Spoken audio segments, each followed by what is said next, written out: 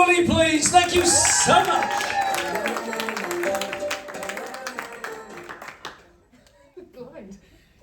You know when she said that last night about how do you follow that? How do you follow that? But anyway, so. No pressure. Yeah, no pressure, yeah. So, let me start by asking you a question. Do you remember those parties?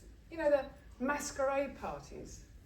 Where you don't really know the person behind the mask. It can be quite exciting, curious, mysterious, fun even.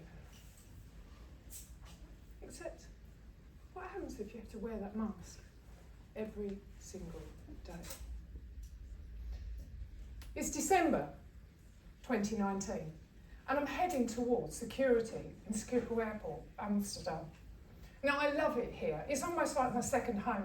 I've been coming to and fro for nearly 8 years. That's where I've worked. And it's so easy here because you can just scan your passport and you're through. And you see those stairs over there?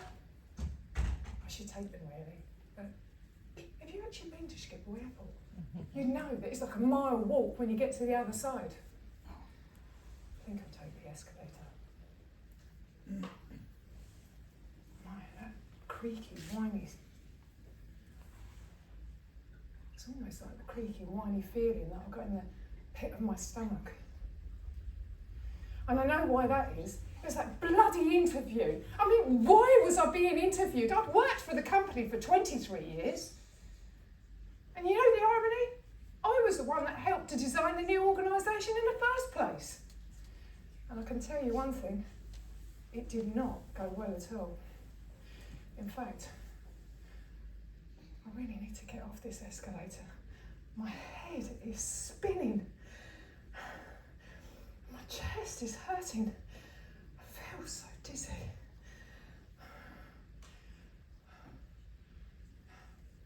Oh, my back's cold. Why am I here? Why am I lying down here? In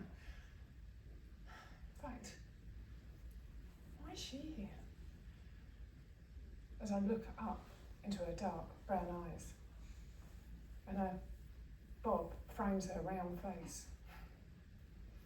She reminds me a bit like Dawn French from The Vicar of Dibley, but unlike her, her smile rarely greets her eyes. And I don't want to hear what she's got to say. Oh, Keely, why do you do this to yourself? How many times have I told you? You are not responsible for your team's future. In fact, your team have said you're not responsible for their future. You can't keep everybody happy.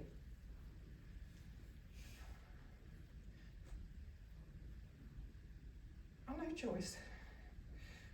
But every single time I put another member of my team at risk, I do feel responsible. I feel like I'm dying inside. I know, Keely, but there's only so much you can do. And do you know whose future you're responsible for? Your own. But the interesting thing is, it turns out I wasn't. Because not a month later, I'm sitting across from Joyce from HR on a Zoom call.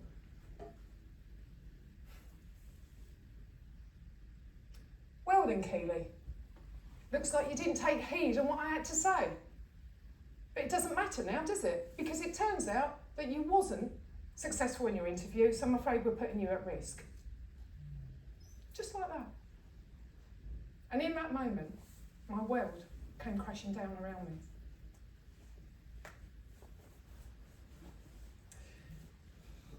Maybe you've had that time where you've been wearing that mask. That mask of a brave face. That mask that says, don't worry about me, everything's fine. That mask that says, I'm okay. That mask that says, don't worry, I'll sort it all out. Now the thing is that I still had some life-changing decisions that I needed to make. But unfortunately, I wasn't mentally in the right space to be able to do this. I'd been signed off sick by HR. I couldn't even talk to my family or friends. And COVID struck, And I wasn't even able to speak to my therapist. So I had to find a way. I had to do it myself. And eventually I did start to reset. I started doing things like going out walking with my dog every day. Started doing things like gardening. Turns out I enjoyed it. Which was just as well, because I'm not saying my garden was overgrown, but let's just say I'd grown my own forest. And I went from growing weeds to gunning to want to be on the Chelsea Flower Show. And eventually I started to re-energise. I started to stop, slow down. I started to read books by Simon Sinek and Find Your Why. I started to read things about mental health and burnout. I did things like yoga and meditation. And I started to reflect on the past. And the words of Joyce kept on spinning around in my head. And she was right. I had been the person that was always trying to keep everybody else happy, volunteering for everything, not setting any personal boundaries. But the question was, why? And I didn't know what that was. And that was until a month later, and I'm in my garden, the sun is shining. I'm in my shorts, my t-shirt, I'm on the sun lounger, I've got a gin and tonic in hand. It's only 6 o'clock. In the evening, and I'm reading yet another book about people pleasing. And it turns out that there's actually 4 reasons for why people are people pleasers. It's not that. It's not that either. Yeah, smacks of that. Oh, there we go. That's the one.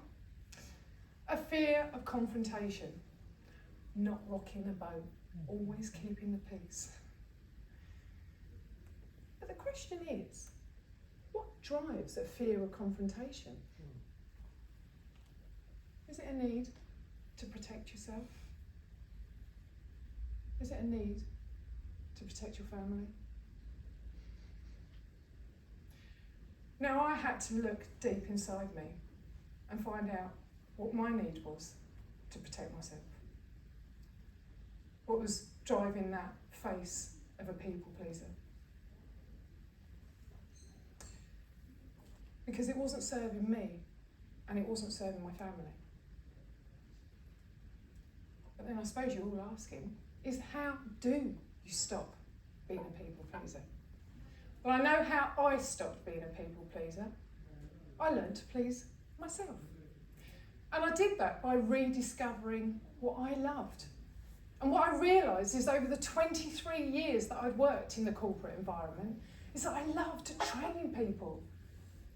I loved coaching people, seeing that light shine in their eyes when they had that eureka moment, seeing them shine. And that was when I realised that I had to take a step back from the corporate world and set up my own coaching business so I could help others. Isn't it wonderful when someone says just one thing to you, or you read a line from a book and it makes you realise that you don't have to wear a mask at all? Now, I would like to say that I had people queuing down the street overnight, knocking on my door. Well, we all know the reality. But I also had my mum and my dad saying, are you really sure that you want to do this, Keely? I mean, after all, you've got no other finances coming into your home. And of course, I had my friends saying to me, a coaching business?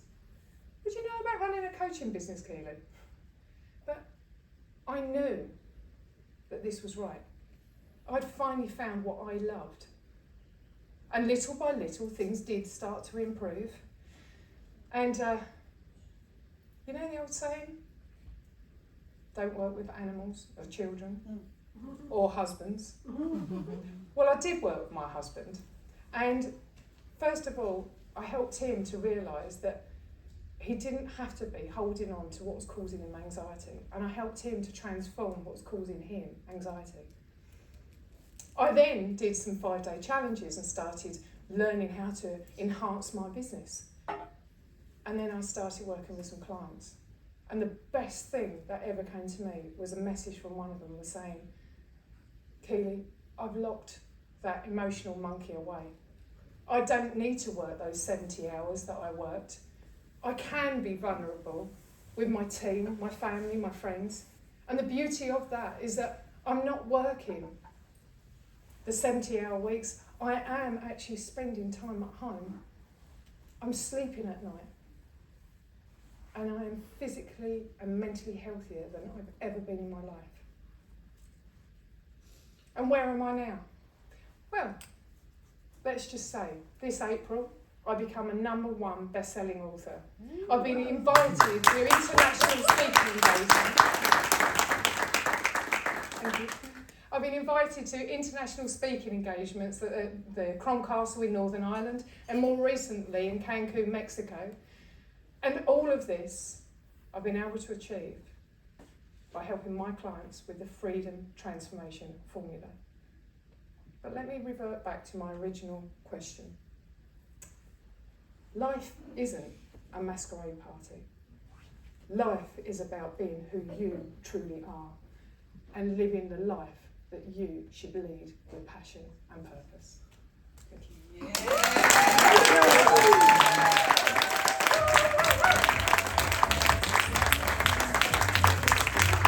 Yes, well done, Keely. Ladies, Keely Woolley, please give her a big hand. Hang on, did you miss something? You talk about your awards. Did you mention your awards? Yeah. You mentioned those, okay. Oh, no. No, fuck me, yeah. No, I didn't. Yeah. So, I've now won 2 awards, but one of them was the Santander Mentor of the Year for last year.